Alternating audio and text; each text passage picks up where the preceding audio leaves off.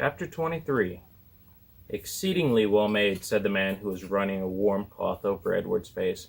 A work of art, I would say. A surpassingly, unbelievably dirty work of art, but art nonetheless. And dirt can be dealt with, just as your broken head has been dealt with. Edward looked into the eyes of the man. Ah, there you are, the man said. I can see that you're listening now. Your head was broken. I fixed it. I brought you back from the world of the dead. My heart, thought Edward. My heart is broken.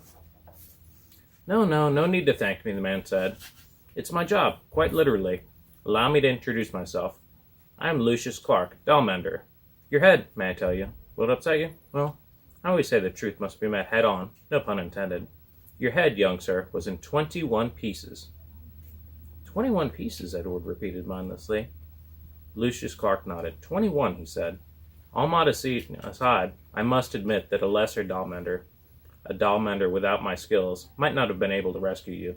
But let's not speak of what might have been. Let us speak instead of what is. You're whole. You've been pulled back from the brink of oblivion by your humble servant, Lucius Clark. And here Lucius Clark put his hand on his chest and bowed deeply over Edward. This was quite a speech to wake up to, and Edward lay on his back trying to absorb it. He was on a wooden table. He was in a room with sunshine pouring in from high windows.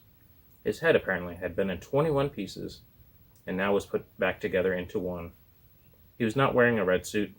In fact, he had no clothes on at all. He was naked again, and he did not have wings. And then he remembered, Bryce, the diner, Neil swinging him through the air. Bryce.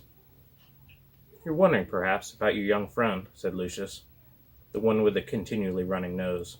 Yes, he brought you here weeping, begging for my assistance. Put him together again, he said. Put him back together. I told him, I said, Young sir, I'm a businessman. I can put your rabbit back together again. For a price. The question is, can you pay this price? He could not, of course. He could not. He said that he could not. I told him I had two options. Only two. The first option being that he seek assistance elsewhere.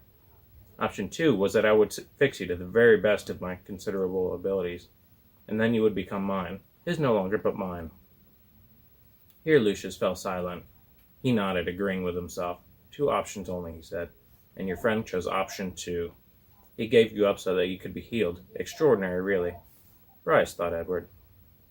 Lucius Clark clapped his hands together. But no worries, my friend. No worries. I fully intend to keep up my end of the bargain. I will restore you to what I perceive to be your former glory. You shall have rabbit fur ears and a rabbit fur tail. Your whiskers will be repaired and replaced, your eyes repainted a bright and stunning blue. You will be clothed in the finest of suits, and then someday I will reap the return on my investment in you. All in good time, all in good time. And in doll business, we have a way of saying, there's real time and then there is doll time. You, my fine friend, have entered doll time.